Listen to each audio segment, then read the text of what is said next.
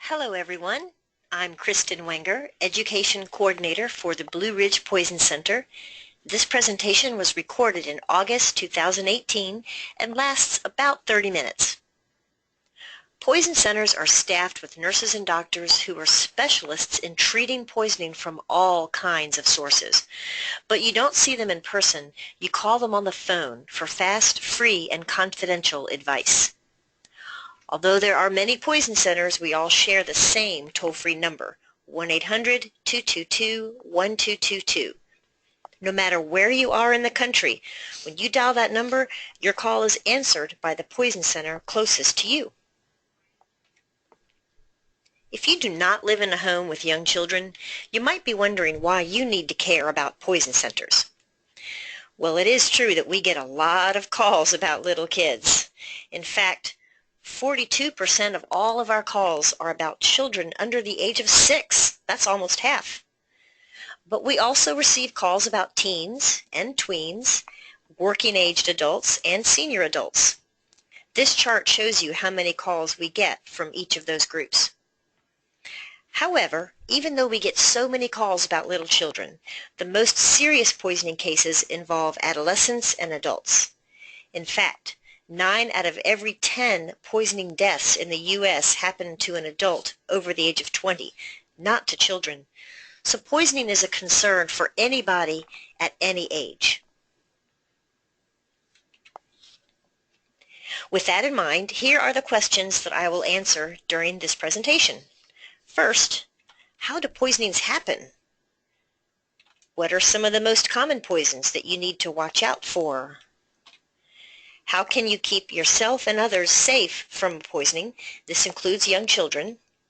And lastly, if someone is poisoned, what should you do? There are 3 terms that you need to know from my talk today.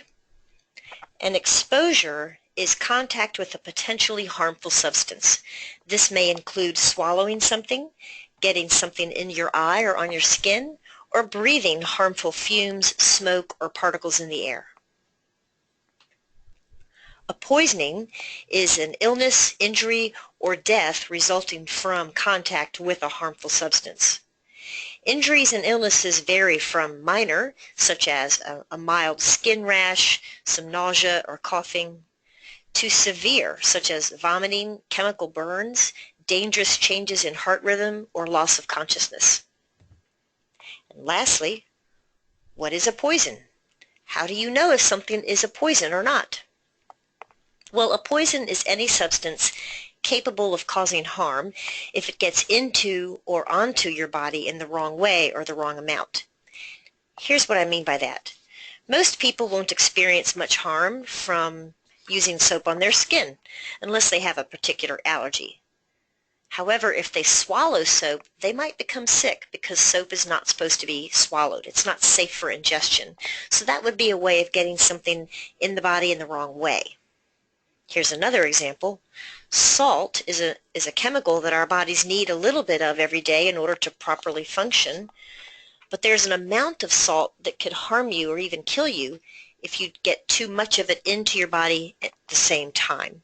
This is a news story about a young man who drank an entire bottle of soy sauce and then became extremely ill from salt poisoning.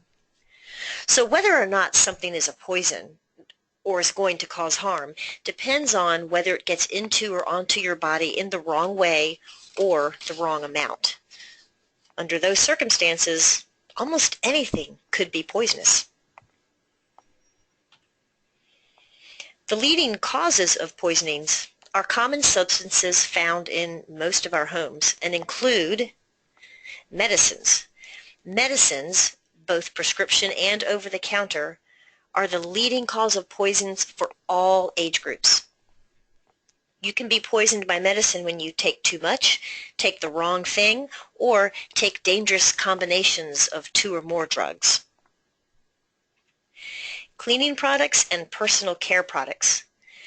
I put these 2 together because they are the leading cause of poisoning for young children.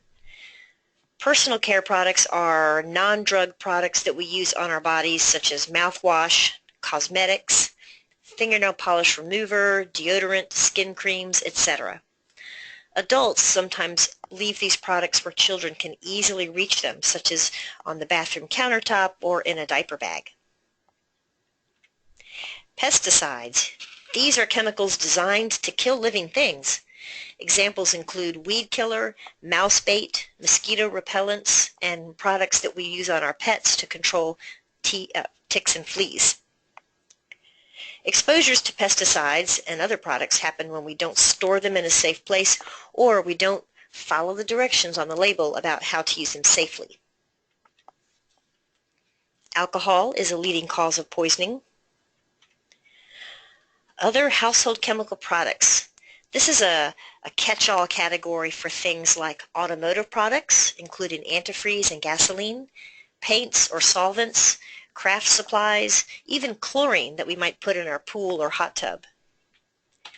And lastly, gases or fumes are a leading cause of poisoning. Carbon monoxide gas is probably one of the most common gases involved in poisoning, and it is also one of the deadliest. Carbon monoxide poisoning takes the life of about 500 people in our country every year. It's produced every time you burn a fuel, so wood in your wood stove or oil in your furnace, gasoline in your car engine, etc. And it's called a silent killer because you can't see it and you can't smell it, so you don't know when you're breathing it. The symptoms of carbon monoxide, such as headache, dizziness, nausea, passing out, they mimic the flu. The number one reason for carbon monoxide poisoning, by the way, is power generators. If people place their power generator in the wrong spot, such as under the window or on the porch, the carbon monoxide gas can seep into the living spaces in the home. Poisons in nature are less common, but still dangerous and often frightening. There are poisonous plants and mushrooms in Virginia, and animals that are venomous, meaning that they can inject poison into your body through a bite or a sting. Keep in mind that our nurses are experts in poisons that are found in nature too, and are happy to help you anytime with these exposures. Most bites and stings happen when somebody's trying to catch or kill the animal, such as a snake or a spider. Trust me, these animals prefer to hide from us and avoid human contact. They only bite or sting when provoked. To prevent harm, simply leave the animal alone. Most poisonings are unintentional, or, in other words, accidents. So what causes an accidental poisoning? Well, I have broken everything down into 4 main categories. First, the accidental spilling or spraying of a substance onto your skin, into your eye, or into the air that you're breathing. For example, knocking over a whole container of gasoline inside your car, which could result in fumes building up inside the air that you're breathing in the car. We are all guilty of this, including me, not reading or following the label instructions on our products or our medicines. Poor interactions.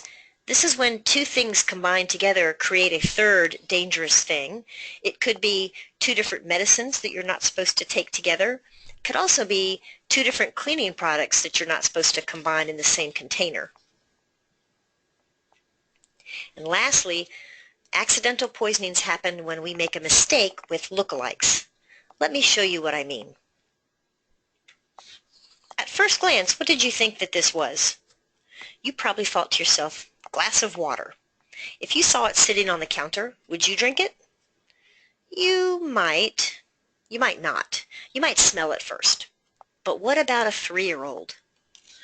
What about grandma who perhaps doesn't see or smell or remember as well as she used to? That would be a tragedy indeed, because this is what was in that glass. Here's some other examples of lookalikes. See how much the poison resembles the non-poison? It's very easy to make a mistake, particularly when someone has limited vision and particularly when children are involved. Look at these bottles. They're so similar. From left to right, we have liquid glue, eardrops, and eye drops.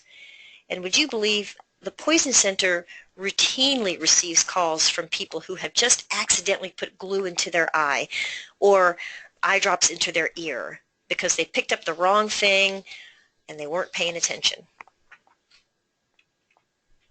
Medicine and candy look very similar, especially to children. In each of these photos, the candy is on the left and the drug is on the right.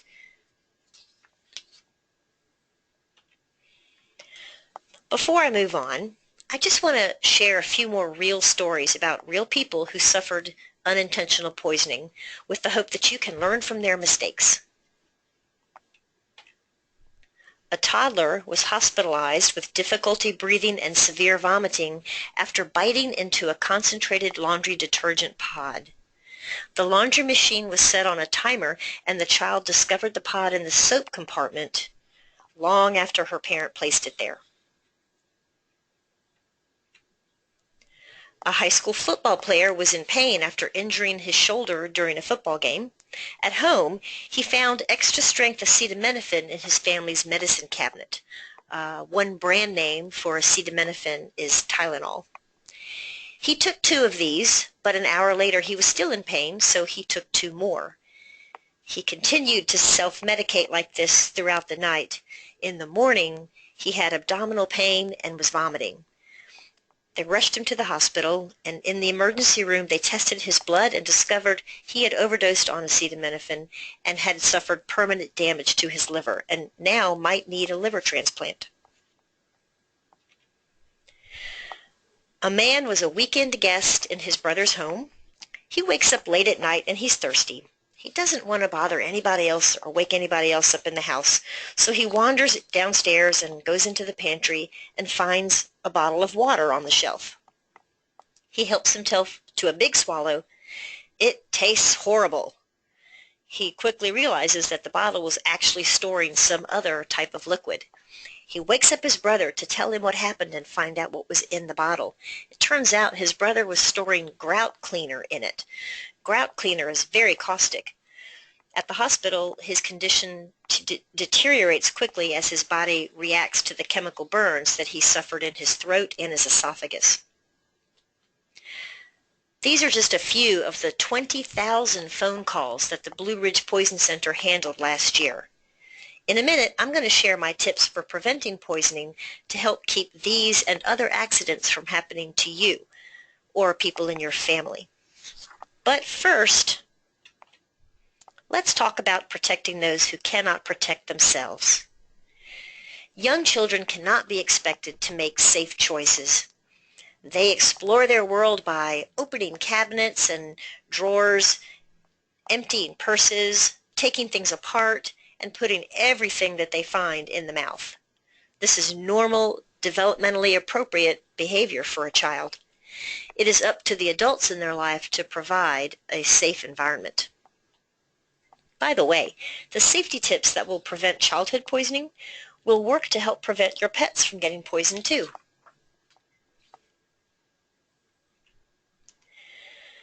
Medicines intended for adults are among the most dangerous poisons for children.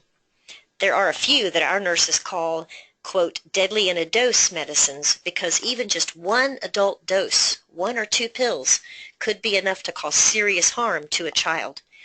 In particular, drugs that we take for various cardiovascular conditions, some diabetes medications, and some types of antidepressants could all be deadly in a dose medicines. If you have a young child, this is probably not a surprise to you. We use the term child-proof all the time, but there is no such thing as a child-proof container. Given enough time, many children can figure out how to open child, quote, proof containers, especially after they watch you do it a few times. The correct term for medicine bottles like these and others is child-resistant, not child-proof. Using child-resistant containers and child-resistant cabinet locks is still a good idea because they will prevent some children from getting in or at least slow them down and give an adult an opportunity to catch them in the act. But it isn't enough by itself. If there are any young children around, you also need to keep everything up and away out of sight and out of reach. Keeping poisons up and away may mean giving visitors a safe place to store their belongings. Think for a moment about all the harmful things that people may carry around in a backpack, a suitcase, or a purse.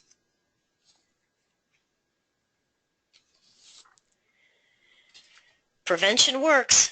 It is much easier and much cheaper to prevent a poisoning than it is to treat one. Here are my tips to help keep yourself and your loved ones safe. First, before you swallow anything, before you put anything in your eye or on your skin, stop for a minute and look at it. Make sure you have the correct thing. Turn on the lights and put on your glasses if you need them to see. You would be surprised how many calls the Poison Center receives after someone has just attempted to take medicine in the dark, and then they discover it wasn't what they thought it was. Follow the recommended doses on all your medicines, both prescription and over-the-counter. Read labels on all the products that you use and follow the safety instructions there. Keep products in their original containers. And if you do transfer contents into something else, for instance, if you put grout cleaner in a water bottle, be sure to label it in big letters and then store it up and away out of the sight and reach of children. Install carbon monoxide alarms in your home because, again, you can't tell when you're breathing it. And of course, to protect children, keep all medicines and products up and away, out of sight and out of reach.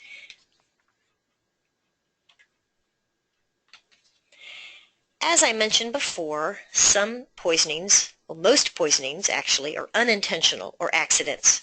However, some are intentional. In other words, a person misused or abused a substance on purpose with the intent of causing harm to themselves or altering their mental state. In other words, getting high. Prescription drug abuse is one of the most common types of intentional poisoning. It is a huge problem in our country right now. The CDC estimates that one person dies from an overdose of prescription medicine every 19 minutes. Many studies have shown that most prescription drug abusers get their drugs from family and friends. Sometimes it is with that person's permission, but often it's not. Pills also are stolen by strangers. To use my own family as an example, this actually happened to my mother. She had her pain medication stolen by the house painters while she was at home. The person who takes someone else's medicine might have a problem with addiction. They might plan to use them recreationally, or they may plan to sell the medicine. But in all of those cases, someone's health and safety could be at risk. Help prevent medicine abuse by taking steps to make sure that the medicines in your home don't become part of the problem. Never share your medicine. Your medicine may not be safe for someone else, even if they have the same symptoms. Secure all the medicines in your home in a safe place known only to you. The medicine cabinet is a terrible place to store medicine because someone who is looking to take medicine without your permission, that's probably the first place they're going to look. A lockbox, like the one in the picture on the bottom left, might be a great option for you. They are available in almost every pharmacy, and you can buy them online. Keep track of your medicines. You should know what your pills are supposed to look like. You should be able to notice if any are missing, or if you find yourself filling the prescription sooner than expected. And lastly, dispose of any leftover or expired medicines. Removing them from your home entirely is the only way to guarantee that nobody else can take them. Many people have no idea what to do with their leftover or expired medications. Here are the steps recommended by the FDA for getting rid of them. First, mix the medicines with something very unappealing, like dirty cat litter or used coffee grounds. Then place them in a container, such as a sealed plastic bag or a coffee can. Throw the container out with your regular household trash And before you throw out the bottles that the medicine came in, scratch out any personal information that may be on the label. Medicine take-back receptacles are becoming more common in hospitals and pharmacies around the country. Also, the sheriff's office in many cities hosts a take-back day twice a year, usually in April and October. To find a collection site near you, visit www.dea.gov and then search Drug Takeback.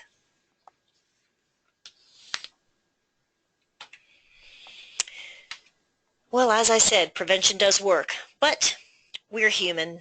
Mistakes happen. We can't control everything around us all the time. Children are quick and unpredictable. Now, if someone is not breathing or won't wake up or is having seizures, call 911 right away because that person needs hands-on medical care as soon as possible. But if there are other symptoms or no symptoms, or if you just have questions, call Poison Control for help. Don't wait for symptoms to develop, and don't Google the problem. The internet is notoriously bad at giving medical advice. What are the benefits of calling Poison Control? Why should you call us instead of 911 or calling your doctor or just loading up the car and heading into the emergency room right away? Well, remember, the Poison Center is staffed with specially trained nurses and doctors. Our staff knows so much about treating poisons that other nurses and doctors call us for our advice. The nurse is the person who answers the phone when you dial the number, so you get immediate help. You don't have to wait for someone to be paged or wakened in the middle of the night. And we are always open.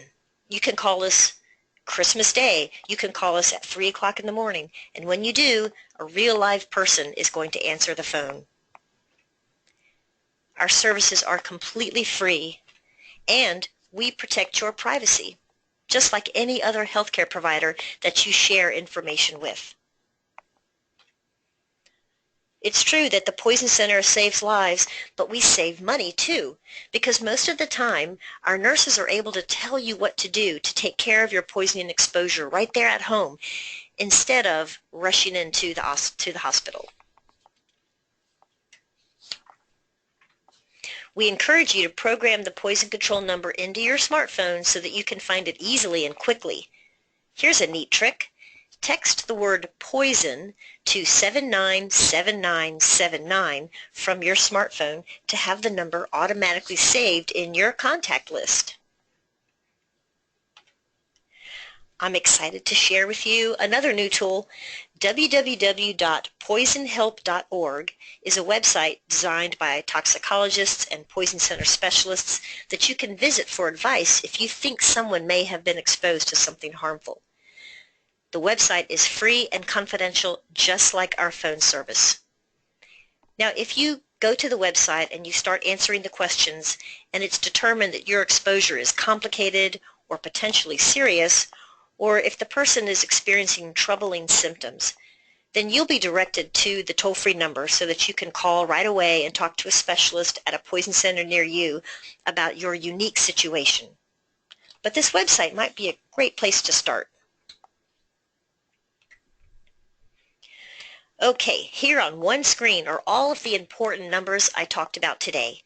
You may want to take a screenshot or pause the presentation so you can write them all down, and you'll keep this information at your fingertips.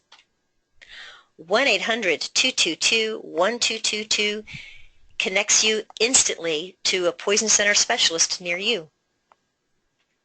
If you text the word poison to 797979, you can have that number saved in your smartphone. www.poisonhelp.org is a new website designed to help you with your exposure. At the bottom of your screen there is my contact information in case you need to contact me about education and outreach or this presentation. And the very next slide will present you with a link to an anonymous survey so we can get your feedback about today's presentation and also see if we were successful in helping you learn anything. You'll also be able to print a certificate of completion. Even if you don't need the certificate, please take a moment and fill out the survey. It only has a few easy, quick questions, and your feedback matters a great deal to us. Thank you in advance. Have a safe day.